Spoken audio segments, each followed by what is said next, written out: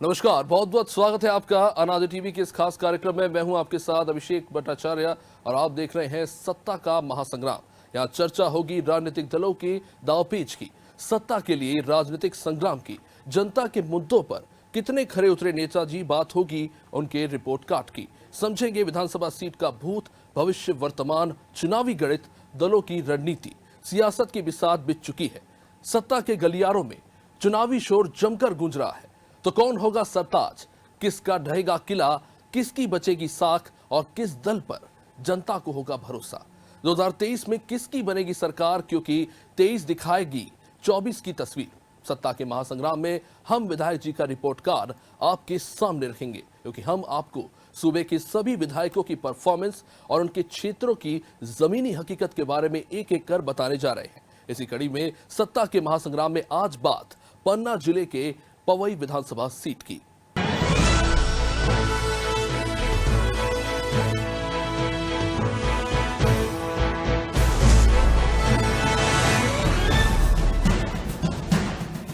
मध्य प्रदेश में माहौल चुनावी हो चला है, चारों तरफ चुनावी चर्चाएं हैं। जाहिर है अब कुछ ही वक्त विधानसभा चुनाव में बचा है, लिहाजा राजनीतिक दलों ने अपनी अपनी तैयारियों की ओर ज्यादा मजबूती से काम करना शुरू कर दिया है। अब इस बीच पवई विधानसभा सीट को लेकर भी सियासी तैयारियां जोरों पर है। पन्ना जिले की पवई सीट अनारक्षित है, यहां की जनता ने हर वर्ग को मौका दिया है। हालांकि इस सीट की यह खासियत भी है कि ये किसी एक पार्टी का गढ़ नहीं मानी जाती। यहां जनता अपने मन के हिसाब से अपना विधायक चुनती है। इस सीट पर बीजेपी और कांग्रेस के बीच ही मुख्य मुकाबला रहता है। यहां उसी पार्टी की जीत होती है जो जनता को साधने में सफल होती है। लेकिन जनता इस बार क्या चाहती है, ये जानना बेहद जरूरी है। हम आपको इस क्षेत्र को लेकर सत्ता पक्ष और विपक्ष के क्या दावे हैं ये भी बताएंगे, और जनता का इस बार क्या मूड है ये खुद वोटर्स की जुबानी हम आपको सुनवाएंगे। लेकिन उससे पहले पवई विधानसभा क्षेत्र के मुद्दे क्या है, इस बार बीजेपी और कांग्रेस से कौन दावेदार हो सकते हैं, यहाँ वोटर्स की संख्या क्या है, अब तक कौन सी पार्टी कितनी बार इस सीट पर कब्जा कर चुकी है, पहले इन तमाम समीकरणों को समझ लेते हैं। पवई विधानसभा सीट पर बीजेपी और कांग्रेस के बीच मुकाबला रोचक होने जा रहा है। फिलहाल इस सीट पर बीजेपी का कब्जा है और यहां से बीजेपी के प्रहलाद लोधी विधायक हैं। लेकिन पिछले 30 सालों की बात करें तो 1993 और 2013 में कांग्रेस पार्टी से मुकेश नायक को पवई की जनता ने समर्थन दिया था।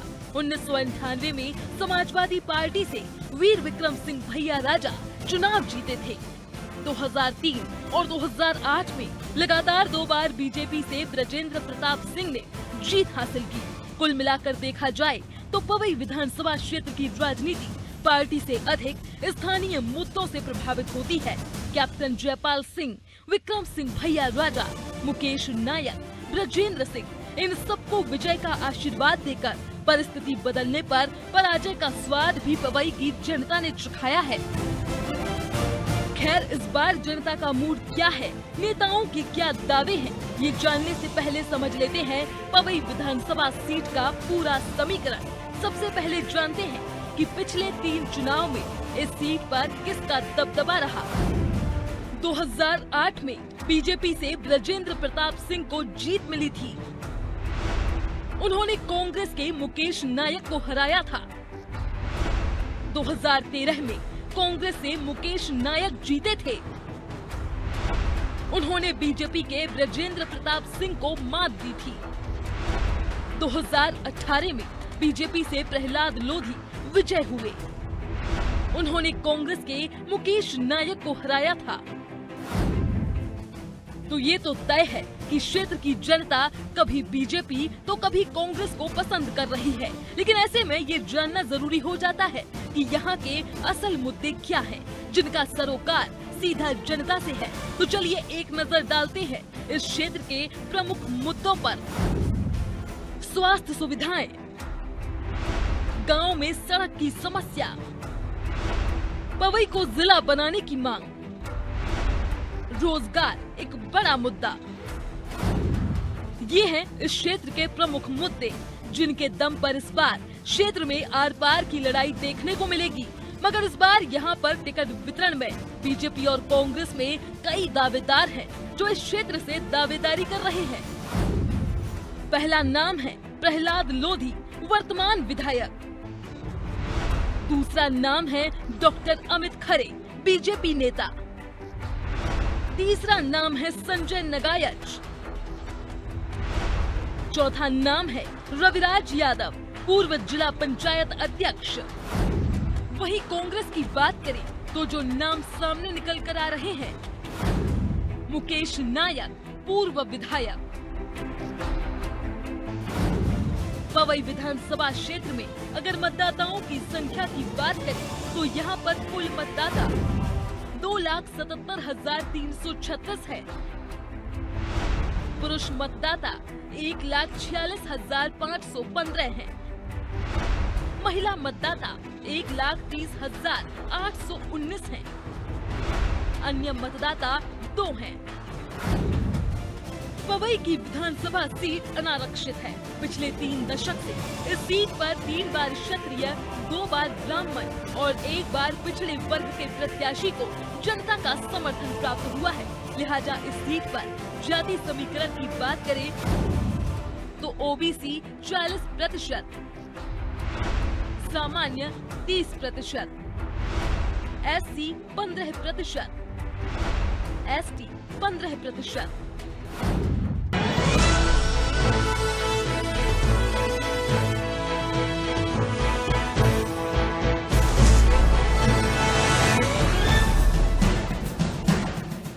पौने 3 लाख से ज्यादा ये मतदाता इस बार मोहर लगाएंगे कि कौन से दल का विधायक बनेगा।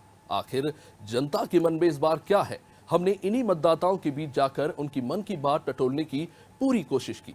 क्षेत्र के नेताओं के दावे क्या कह रहे हैं, हमने 1 to 1 जाकर ये भी जानने की कोशिश की। तो चलिए जनता का क्या कहना है, राजनीतिक दलों के क्या दावे हैं, जनता के मुद्दे और नेताजी की घोषणाओं पर डालते हैं एक नजर। पवई की राजनीति का प्रदेश में अपना खास स्थान रहा है। यहाँ से चुनकर विधायक मंत्रिमंडल के शीर्ष पदों पर रहे। पवई क्षेत्र की अधिकांश जनता कृषि पर आश्रित है, इसलिए ये जानना जरूरी है कि यहाँ की जनता का मूड क्या है।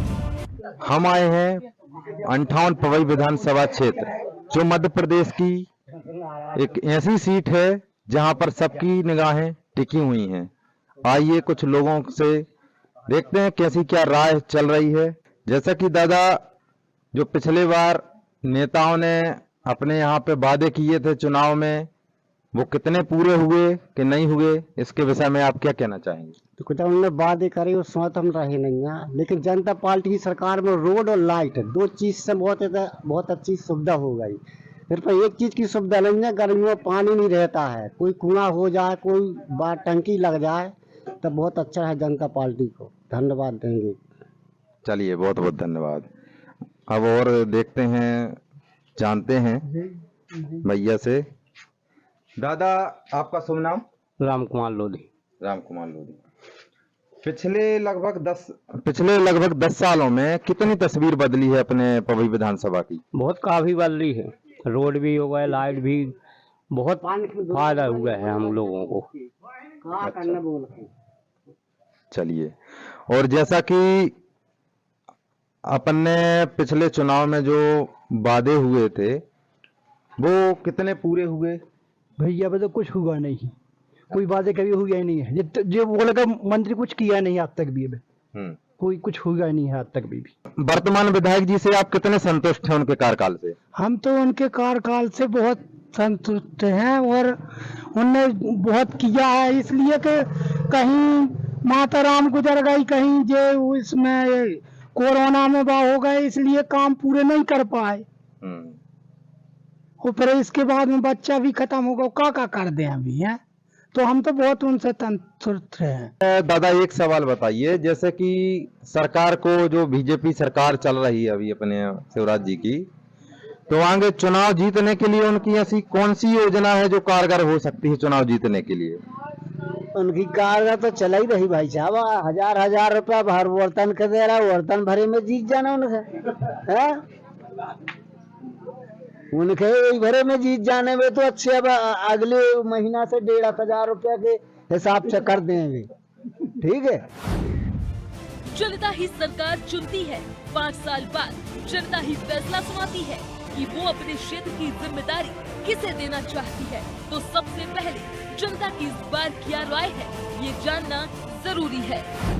हम जानते हैं अपने चाय वाले भैया अरविंद जी से कि कुआंताल परिक्षेत्र में इतने लोग आते हैं, सब राजनीति वाले आते हैं यहाँ पर, अधिकतर राजनीति वाले आते हैं माँ के दर्शन के लिए, तो आते ही आते हैं कि वर्तमान सरकार से आप कितने संतुष्ट हैं? वर्तमान जो सरकार है जी वो सही है और हमको मतलब है अपने विधायक जी से। सरकार तो मतलब है, अगर यदि हकीकत कही जाए तो बीजेपी की जो सरकार है वो आम पब्लिक की सरकार नहीं है, वो उद्योगपति, व्यापारियों, कर्मचारियों की सरकार है। अच्छा। बाकी क्षेत्रीय विधायक जी हैं तो हम लोग संतुष्ट हैं। मान लो क्षेत्रीय विधायक जी के कार्यकाल से आप संतुष्ट हैं? बिल्कुल, जो हमारे यहाँ विकास हुआ है कुआंताल परिक्षेत्र में, तो इसका असर 4-6 लोगों को, 10 लोगों को रोजगार मिल गया है जी। दुकानदारी बढ़ गई है, चलने लगी है। बिल्कुल। बाकी नहीं, और यहाँ की जो 5 साल में तस्वीर बदली है, वो सुना है कि बहुत ज्यादा तस्वीर बदल गई है। ऐसा मान लो यहाँ पे जो चाहे टीन सेट का निर्माण हो, मंदिर का निर्माण हो, चाहे घाट का निर्माण हो, विधायक जी ने बहुत कुछ करवाया है यहाँ पर। विधायक जी ने यहाँ पर बहुत सा काम करवा दिया है, जिससे जो यहाँ के मतलब दर्शनीय लोग हैं उनका आवागमन भी ज़्यादा होने लगा है। कम से कम 80% 3 साल में लोगों का आवागमन ज़्यादा हो गया है। अच्छा, तो मान लो इस बार आप किसको वोट करोगे? इस बार प्रत्याशी पर निर्भर करेगा। यदि क्षेत्रीय प्रत्याशी होगा बीजेपी से, कांग्रेस से, तो उसी को वोट करेंगे हम लोग तो। अच्छा, मान लो बाहरी, अगर मान लो कांग्रेस से सुना है नायक जी आ रहे हैं, या फिर बीजेपी से किसी और बाहरी व्यक्ति को टिकट मिलेगा, तो आप किसको वोट करोगे? हम लोग क्षेत्रीय व्यक्ति, कोई निर्दलीय रहेगा या दूसरी पार्टी से रहेगा, उसको वोट करेंगे। दादा, आप वर्तमान विधायक जी से कितने संतुष्ट हैं? हम पूरे हैं। हाँ, एक रोटी के आधा खाने वाले हैं। अच्छा। हाँ। कैसे संतुष्ट हैं आप? दोस्ती। अच्छा। हाँ। और आपके यहाँ की सड़कें कैसी हैं? सड़कें तो ठीक है, ये ऐसा ही है। अच्छा। जैसी जी हैं। तो कांग्रेस के राज्य में ऐसी सड़कें थी? नहीं थी। अच्छा। नहीं थी, इतना का बात था। अच्छा। हाँ। तो आप मान लो वर्तमान सरकार से खुश हैं? हाँ। किसको वोट करोगे आप, बीजेपी या कांग्रेस? डीपीटी जी, जो नेता रही। अच्छा। हाँ। प्रेजेंट में बीजेपी की सरकार चल रही है, इनके कार्यकाल से आप कितने संतुष्ट हैं? 101%। किस लिए संतुष्ट हैं? अब मैं तो कुआंताल परिक्षेत्र का रहने वाला हूँ जी। तो कुआंताल परिक्षेत्र में जो विकास हुआ है जी। वो आज तक किसी विधायक मंत्री ने किया नहीं है, जी। जो माननीय विधायक जी ने किया है। अच्छा, वर्तमान विधायक कौन है आपके यहाँ? प्रहलाद लोधी जी। और आने वाले समय में आपको क्या लगता है किसकी सरकार आएगी? अब मैं तो बीजेपी का हूँ तो बीजेपी की ही मानता हूँ कि बीजेपी की आएगी। अब क्षेत्र के हिसाब से क्षेत्रीय व्यक्ति के लिए भी है, क्षेत्रीय व्यक्ति कोई उचित व्यक्ति आएगा तो उसका सपोर्ट करेंगे। अच्छा, बाहरी व्यक्तियों को आप सपोर्ट नहीं करेंगे? बिल्कुल नहीं। को इस बार क्या लग रहा है कि मान लो कांग्रेस के हिसाब से आप वोट करोगे या फिर क्षेत्रीय प्रत्याशी के आधार पर करोगे? क्षेत्रीय प्रत्याशी के हिसाब से वोट करेंगे। और अगर बाहरी व्यक्ति को वोट यहाँ से खड़ा किया जाएगा तो फिर तो निर्दलीय को देंगे वोट। करेंगे आप मान लो क्षेत्रीय को। आपका शुभ नाम? वेद प्रकाश लोधी जी। दादा, आपको क्या लगता है इस बार का चुनाव कैसे होने वाला है? अब ये तो जब कैंडिडेट के ऊपर है, कैंडिडेट जैसा होगा जी वैसा चुनाव होगा। तो आपको क्या लगता है, मान लो यहाँ से लोकल नेता को टिकट मिलना चाहिए या बाहरी नेता को? लोकल नेता को। अगर बाहरी व्यक्तियों को टिकट मिला तो? बाहरी का कोई सपोर्ट नहीं। वर्तमान की क्या स्थिति लग रही है अपने सरकार की? जैसे स्वास्थ्य संबंधी स्थिति देख के सरकार क्या रवैया है, मान लो क्या है, आप मान लो कुछ बोलना चाहेंगे इस विषय में? देखो, क्षेत्र में अस्पताल हैं लेकिन कहीं कहीं डॉक्टर पर्याप्त नहीं है जी। स्टाफ में कमी है। तो मरीजों को थोड़ी परेशानी हो रही है। अच्छा, और किसानों संबंधित आप कुछ कहना चाहेंगे? कुछ उनको क्या लाभ मिल रहा है कुछ? किसानों के लिए तो एक समस्या है। जी। क्या है, उनको जो खाद है, खाद के रेट बहुत हाई है। महंगाई हर दिशा में, किसान की जो जरूरत है उसमें महंगाई है। इसलिए किसान उतना संतुष्ट नहीं है। वर्तमान सरकार के विषय में कुछ कहना चाहेंगे? देखिए, जो सरकार है, सरकार सबसे पहले देश के भविष्य के लिए सोचना चाहिए। देश का भविष्य शिक्षा पर आधारित है। जैसे कहा गया है कि जितनी आधुनिक शिक्षा होगी, जितनी विकसित शिक्षा होगी, उतनी अच्छी देश में तकनीकी आएगी। तकनीकी ही मतलब देश का विकास कर सकती है, और तकनीकी के लिए सबसे अच्छी शिक्षा जरूरी है। शिक्षा के ऊपर अभी भी सरकारें कोई विशेष ध्यान नहीं दे रही। दूसरी चीज, एक विकसित देश के लिए वहाँ की अर्थव्यवस्था, वहाँ की मतलब किसानी से होती है, कृषि से संबंधित है। भारत की अर्थव्यवस्था पूर्ण रूप से कृषि पर आधारित है। जी जी। कृषि से जो जुड़े हुए लोग हैं, उनके लिए अभी तक जी सरकार के द्वारा कोई विशेष कदम नहीं उठाया गया। जैसे बिजली की व्यवस्था समुचित रूप से नहीं हो पा रही, पानी की व्यवस्था समुचित रूप से नहीं हो पा रही, खाद की समस्या तो आपको आए दिन देखने को मिल रही है। हर जगह कहीं पर भी खाद उपलब्ध नहीं मिलती। किसी भी सरकारी संस्थानों में सहकारिता समितियां हैं जिसमें कहीं पर भी आपको विशेष रूप से खाद नहीं मिल पा रही है। जी। और जैसा कि ये तो हो गई अपनी किसानों की बात, और स्वास्थ्य संबंधी आपको क्या लगता है, सरकार में आप कितने संतुष्ट हैं स्वास्थ्य संबंधी चीज? स्वास्थ्य संबंधी, जैसे हमारे भारत देश की आबादी अधिकतर गांवों में बसती है। गांवों में जो आरोग्यम केंद्र सरकार के द्वारा स्थापित किए गए हैं, किसी भी आरोग्यम केंद्र में कोई भी डॉक्टर कभी भी उपस्थित नहीं रहते, ना ही कोई स्टाफ रहता है, नर्स नहीं रहती, और जो वहां पर विशिष्ट अधिकारी कर्मचारी हैं कोई भी नहीं रहता। राजनीति में बहुत हलचल मची हुई है, कहना चाहिए, पवई विधानसभा की सीट को लेकर। उस विषय में आप क्या कहना चाहेंगे? किसको आप इस बार वोट करेंगे? पवई विधानसभा मध्य प्रदेश में एक अपना विशेष महत्व रखती है, और पवई विधानसभा का अधिकतर देखा गया है कि जैसे पिछली बार से मुद्दा चल रहा है, 2018 से मुद्दा चल रहा है कि जो क्षेत्रीय होगा हम उसी को वोट करेंगे, चाहे वो कांग्रेस से प्रत्याशी क्षेत्र का हो या बीजेपी का क्षेत्रीय व्यक्ति हो। कोई उसी, यदि दोनों पार्टियों से क्षेत्रीय व्यक्ति नहीं है तो अदर में किसी भी पार्टी से जो क्षेत्रीय होगा उसको सपोर्ट करेंगे।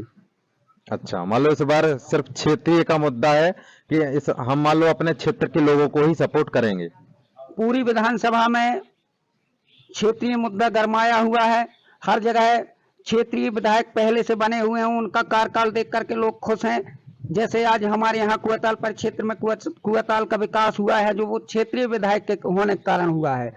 जब तक बाहरी विधायक रहे हैं, किसी भी बाहरी विधायक ने कोई भी विकास कार्य नहीं किया है, और एक भी पत्थर नहीं लगा है उनके नाम का, बाहरी विधायकों के नाम का।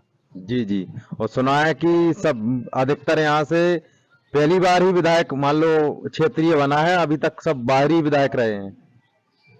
अभी तक तो बाहरी विधायक बनते आए हैं जी। अब अपने सन 2018 में प्रहलाद सिंह लोधी भाजपा से विधायक निर्वाचित हुए हैं, जो क्षेत्रीय होने के नाते उन्होंने क्षेत्र के ऊपर विशेष ध्यान दिया है। और यदि कांग्रेस पार्टी क्षेत्रीय व्यक्ति को टिकट देती है तो मुकाबला रोचक हो सकता है, वरना यदि बीजेपी पार्टी क्षेत्रीय व्यक्ति को टिकट देगी तो क्षेत्रीय ही मुद्दा बना हुआ है। पूरी विधानसभा में क्षेत्रीय मुद्दा चल रहा है। तो सुना आपने, जनता इस बार क्या चाहती है? ये वही जनता है जो किसी भी पार्टी को अर्श से वर्ष तक और वर्ष से अर्श तक पहुंचाने में अहम रोल अदा करती है। चलिए, ये तो हो गई जनता की बात, लेकिन अब इस क्षेत्र को लेकर वर्तमान विधायक का क्या कहना है? जो सबको लेके, जैसे कहते नहीं, सबका साथ सबका विकास लेके चल रही है। मैं तो आप पत्रकार बंधुओं से भी कहता हूँ कि आपको भी पता होगा 2003 के पहले आप भी इसको खुकरू खोल बोला जाता था, जहां आने में समय लोग डरते थे। एक हमारा पवई में कलदा पठार था, वहाँ जब अधिकारी नाराज होते थे तो बोला जाता था तुमको कलदा फेंक देंगे। तो आज चारों तरफ से रोड, लाइट, पानी, हर चीज की व्यवस्था है। ऐसा नहीं है, पूरे देश की तस्वीर बदली हुई है। अभी हमारी पार्टी सीधे सीधे लोगों को डायरेक्ट फायदा दे रही, जैसे पीएम प्रधानमंत्री किसान सम्मान निधि 6,000 उन्होंने दिए और 4,000 हमारे प्रदेश के यशस्वी मुख्यमंत्री दे रहे थे, अब उन्होंने 6 कर दिए हैं। तो साल के किसान को 12,000 रुपये मिलेंगे। तो जिस घर में, हम ज्यादा तो नहीं कहते हैं, अगर पति पत्नी ही है तो उसको 2,000 रुपये महीने घर में आ रहे हैं। खाने के लिए महीने में हमारी सरकार गल्ला दे रही है। ऐसी स्थिति में हमें मन था कि हमारी सरकार ने तो गरीबी को ही दूर कर दिया, और सबको भी पता है। वो तो विरोधियों के लिए कुछ बचा ही नहीं है, वो तो चिल्लाते रहते हैं। नहीं तो ऐसा नहीं, सीधे सीधे फायदा हमारी सरकार दे रही है। पिछले बार आप भारी मतों से विजय प्राप्त हुए थे, जैसे अपने विपक्षी नेता मुकेश नायक जी थे कांग्रेस पार्टी से, तो करीबन आपने उनको 22-23 हजार वोटों से 24,000 के समथिंग हराया था। तो इस बार क्या लग रहा है आपको, अगर बीजेपी सरकार आपको पार्टी से उम्मीदवार घोषित करती है, और वैसे तो क्योंकि लोधी समाज का लगभग 50 से 55 हजार वोटर्स हैं पवई विधानसभा में, तो उम्मीदवार आप तो हो ही सकते हैं, 90% चांस तो बिल्कुल है। तो इसमें आगे अपनी क्या रणनीति रहेगी चुनाव जीतने के लिए? देखिए, रणनीति हमारी सरकार की हुआ करती है, विधायक अपनी रणनीति व्यक्त करता है, लेकिन जो भी करती है हमारी सरकार, हम लोग अपने मुख्यमंत्री से कहते हैं, मुख्यमंत्री हमारे वादों को पूरा करने की कोशिश करते हैं और करते हैं। जैसे इसी समय 40 किलोमीटर रोड है, इतने थोड़े में हमारे यहाँ तहसील कार्यालय नहीं हुआ करता था, बिल्डिंग नहीं थी तो उसके लिए बिल्डिंग दी। सिमरिया में बिल्डिंग नहीं थी तहसील के लिए, तो वहां बिल्डिंग दी। ऐसा नहीं है, चारों तरफ हमारी सरकार विकास के कार्य कर रही है। और जीतने के लिए बात करें आप, हमारी पार्टी कभी नहीं हारती, ना हारेगी, क्योंकि हमारी पार्टी सीधी जमीनी एक एक घर से जुड़ी हुई है। ये तो आपने सुन लिया कि क्षेत्र में विकास के काम करवाने के लिए वर्तमान विधायक ने क्या किया, लेकिन विपक्ष और दावेदारी कर रहे नेताओं के क्या दावे हैं, ये भी सुन लीजिए। कुल मिला के भाजपा के द्वारा किसी भी प्रकार की देखरेख नहीं की जा रही। हर चौतरफा देखा जाए तो हर जगह भ्रष्टाचारी, बेरोजगारी से प्रताड़ित हैं लोग, विद्युत व्यवस्था सही नहीं मिल पा रही लोगों को। ऐसी भाजपा की दुर्गति है। ऐसा शासन को हमारा जनता से अनुरोध है कि ऐसे शासन को हटाया जाए, जिसके द्वारा हमारे हरिजन आदिवासी गरीब भाइयों को किसी भी प्रकार की व्यवस्था नहीं मिल पा रही। देखिए, सरकार से जहाँ तक बात है खुश रहने की, लोगों की बहुत सारी आशाएं रहती हैं, और मुझे नहीं लगता, क्योंकि इस सरकार में जिस तरीके से विकास होना चाहिए, क्योंकि इन्हें बहुत समय हो गया और लोगों की बहुत सारी आशाएं थी इनसे, उसमें ये खरे नहीं उतर पाए हैं। आदरणीय पत्रकार जी, बहुत सारे गांव में आज भी ऐसी जगह है, आप श्यामगिरी कलदा चले जाएं, जहां 5 साल में सिर्फ चुनाव के टाइम पे लोगों को लाइट देखने के लिए मिलती है। आज हम ऐसे क्षेत्र में जी रहे हैं जहां रोडें नहीं हैं, तो काहे का विकास, इनकी विकास यात्राएं निकल रही हैं, जब गांव में आज तक कोई विकास नहीं है। तो मुझे नहीं लगता कि इनने कोई विकास किया है, ना इनके विकास से हम प्रभावित है, ना क्षेत्र के लोग प्रभावित हैं। हमने जनता का मूड भी जाना, नेताओं के दावे भी देखे, क्षेत्र का पूरा समीकरण भी समझा, लेकिन इस बार क्षेत्र की जनता कहीं खुश तो कहीं नाखुश नजर आ रही है। ऐसे में देखना ये होगा कि पवई विधानसभा में बीजेपी अपनी जीत को कायम रख पाती है या फिर कांग्रेस बीजेपी को पटकनी देने में सफल होती है।